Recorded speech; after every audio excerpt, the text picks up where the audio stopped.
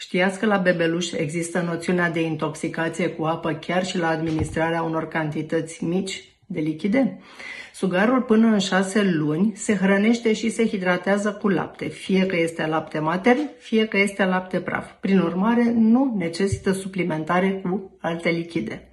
După 6 luni, la sugarul diversificat, se pot administra cantități mici de apă printre alimentele solide. Sunt situații excepționale în care sugarul are nevoie de suplimentare hidrică, de exemplu la febră, vărsături, diaree, când afară este caniculă, dar nu luăm astăzi în discuție aceste momente. Cum se produce intoxicația cu apă?